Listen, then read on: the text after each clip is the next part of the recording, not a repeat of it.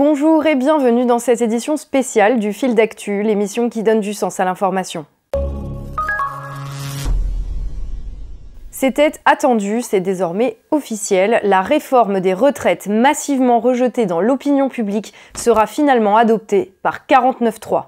Une manière pour le gouvernement d'esquiver le débat parlementaire en engageant sa responsabilité, au risque de consommer encore un peu la rupture avec les Français, particulièrement hostiles à un dispositif autorisé par la Constitution, mais très largement perçu comme une manière de contourner la démocratie. Alors pourquoi le gouvernement joue-t-il ainsi avec le feu? N'avait-il pas le choix, comme ses membres l'affirment? Quelles seront les conséquences de cette séquence politique et que dit-elle des rapports que nos prétendues élites entretiennent avec le pays? C'est ce qu'on va essayer de décortiquer ensemble dans cette vidéo. Le 49.3, ça n'a jamais été une arme destinée à museler l'opposition. C'est une arme destinée à museler la majorité. C'est quand le gouvernement n'a pas de majorité à l'Assemblée, quand il n'est pas sûr de faire adopter un texte par l'Assemblée, qu'il utilise le 49.3. Mais je m'étonne quand certains disent le 49.3, on ne pourrait pas l'utiliser. Enfin, c'est un instrument qui est offert au gouvernement par la Constitution pour sortir l'Assemblée, en l'occurrence, de l'ornière. Après des jours de débats parlementaires, le Premier ministre a tranché. Finalement, ce sera le 49.3. De quoi s'agit-il exactement? Quand on parle de 49.3, on fait référence à l'article 49, alinéa 3 de la Constitution, qui permet au Premier ministre d'engager la responsabilité de son gouvernement devant l'Assemblée nationale pour faire passer un projet de loi. Les députés ont alors 24 heures pour déposer une motion de censure destinée à faire tomber le gouvernement. Si cette motion est rejetée par l'Assemblée, le projet de loi est immédiatement adopté dans son intégralité, sans débat et sans vote sur son contenu. Déjà utilisé 89 fois sous la Ve République, le 49.3 a souvent fait l'objet d'un vif rejet dans l'opinion publique, vécu comme une manière brutale et autoritaire de couper court au débat démocratique. Son existence peut toutefois être justifiée par les cas exceptionnels où un gouvernement est amené à prendre une décision contre l'avis des députés de son camp. Mais dans le cas présent, c'est une toute autre utilisation qui en est faite. Le gouvernement a en effet une majorité absolue à l'Assemblée nationale. Le 49.3 est donc uniquement un moyen d'accélérer le vote de la loi en évitant les débats avec l'opposition. Rien d'étonnant donc que sur un projet qui cristallise les mécontentements, l'utilisation du 49.3 soulève une indignation générale. Selon une étude BVA du 21 février, 72% des Français y seraient hostiles. C'est qu'au-delà même de la question des retraites, ce 49.3 intervient dans un contexte où le soutien au pouvoir en place est très minoritaire dans l'opinion, après 2 années où les aspirations à davantage de démocratie directe n'ont eu de cesse de s'exprimer. Le 49.3 ne peut alors être vu que comme une nouvelle agression contre la démocratie, confirmant l'impression générale de dirigeants faisant peu de cas de l'avis du peuple.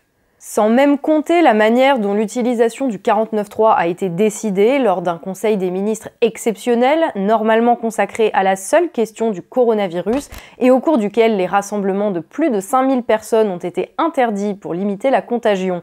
De quoi donner du grain à moudre aux théories du complot, mais également aux critiques légitimes sur le cynisme et l'opportunisme de ce gouvernement. Alors pourquoi avoir pris cette décision et ajouter ainsi de l'huile sur le feu? Là-dessus, les éléments de langage de La République En Marche sont bien rodés. Les vrais responsables, ce seraient les députés de l'opposition, principalement ceux du Parti communiste et de la France insoumise. Ces députés seraient coupables d'obstruction parlementaire, c'est-à-dire d'avoir déposé des milliers d'amendements de forme sur le texte à la seule fin de paralyser les débats à l'Assemblée et d'éviter un véritable débat de fond sur le texte, pourtant souhaité par les braves députés de la majorité. Pour mettre fin à cette obstruction, le gouvernement n'aurait eu d'autre choix que de déclencher le 49.3, pas pour mettre fin au débat, non, mais pour mettre fin au non-débat et restaurer ainsi le fonctionnement normal de la démocratie parlementaire. Autrement dit, ça n'est pas une fin, c'est une étape qui met un terme à un non-débat, ce que je regrette, mais vraiment, l'Assemblée nationale, ça ne peut pas être une zone d'obstruction, de non-débat. Le problème, c'est que cet argument résiste peu à l'épreuve des faits. Effectivement, les députés insoumis et communistes pratiquent l'obstruction parlementaire et ne s'en cachent d'ailleurs pas. Pas en ayant déposé 700 000 amendements au texte, comme des députés de La République En Marche ont pu le dire, mais tout de même un peu plus de 40 000. Et on peut effectivement trouver cette attitude peu constructive. Mais outre le fait qu'il est étrange de reprocher à l'opposition de s'opposer en employant les moyens légaux en sa possession, si La République En Marche avait vraiment voulu empêcher cette obstruction pour mener un véritable débat de fond, elle aurait eu la possibilité de le faire de manière bien plus efficace qu'en utilisant le 49.3, car depuis 2008, le règlement de l'Assemblée nationale permet la mise en place d'une procédure précisément prévue pour ce genre de cas, dite de temps législatif programmé. Pour faire simple, il s'agit pour les présidents de l'Assemblée de fixer une durée maximale d'examen de l'ensemble d'un texte, avec un partage des temps de parole entre majorité et opposition, centré sur les questions de fond. Une réponse bien plus adaptée à une situation d'obstruction parlementaire qu'un 49.3 brutal. Alors pourquoi le temps législatif programmé n'a-t-il pas été mis en place ? Parce que, dans la pratique, cette procédure ne peut être instaurée que 6 semaines après le dépôt du texte de loi à l'Assemblée. Le projet de loi sur les retraites ayant été déposé le 24 janvier, son examen n'aurait pu commencer que le 6 mars, et son vote n'aurait pu avoir lieu avant les municipales. Or, pour des raisons de stratégie électorale qui lui sont propres, le parti d'Emmanuel Macron tient à ce que le vote du texte en première lecture ait lieu avant ces élections. Si La République En Marche n'a pas mis en place les conditions d'un débat serein et a préféré le 49.3, c'est donc avant tout par calcul électoral. En même temps, on a fixé un tel calendrier serré pour l'examen de la loi, d'abord en commission spéciale, puis ensuite devant l'Assemblée. Et donc du coup, évidemment, il y a cette pression très forte qui est exercée sur tous les députés, de la majorité comme des autres, pour aller vite. Je ne suis pas sûr que sur un projet d'une telle ampleur, avec de telles conséquences, c'était absolument nécessaire, puisque de toute façon, la loi n'est pas faite pour s'appliquer immédiatement, mais seulement progressivement, d'abord à partir de 2022, 2025 et 2037. Nous avions dit que nous avions prévu d'y consacrer 2 semaines.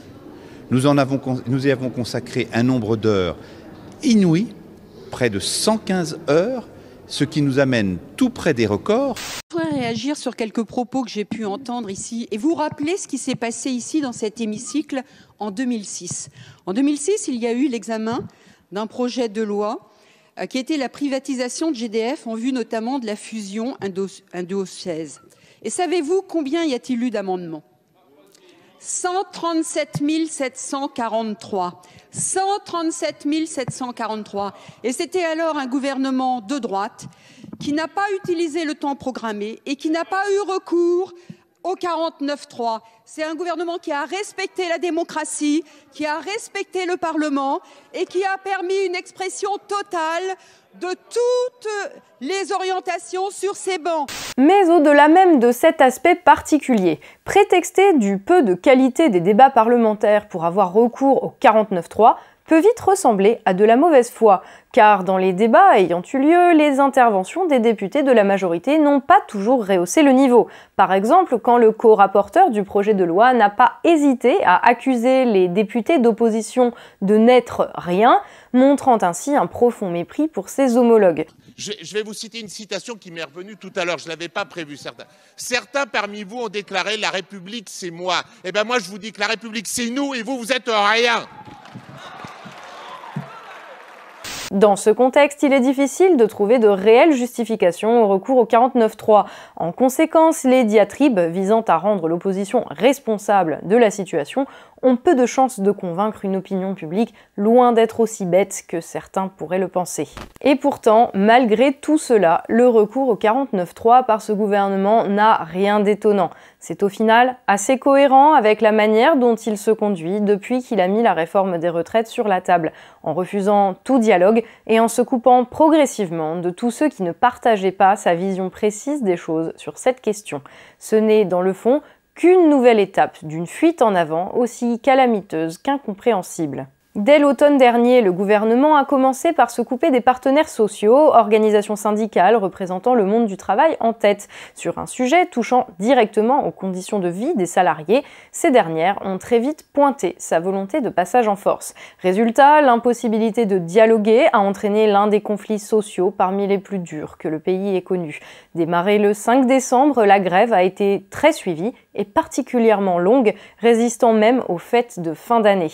Et face à une contestation qui grandissait dans la rue, face à un pays paralysé, à aucun moment, le gouvernement n'a donné le moindre signe d'ouverture. Même les partenaires sociaux les plus favorables à la réforme, qu'il s'agisse du MEDEF, le syndicat patronal, ou de la CFDT, partisane de la retraite à points, ont eu à déplorer un manque de prise en considération lorsqu'ils questionnaient certains dispositifs pratiques de la réforme, que ce soit l'âge pivot ou les modalités de financement.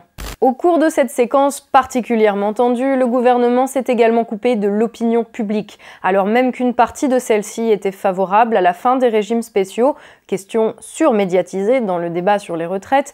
Le jusqu'au-boutisme du gouvernement a étonné jusqu'aux catégories les plus susceptibles de soutenir la réforme. Résultat, malgré un mois de grève et de galère des transports, malgré le discours médiatique habituel sur les grévistes preneurs d'otages, l'opposition à la réforme est toujours restée majoritaire, et ce, dans toutes les études d'opinion. Ce désaveu aurait dû entraîner une remise en question. Il n'en a rien été. Le gouvernement continuait d'avoir raison contre le reste du monde.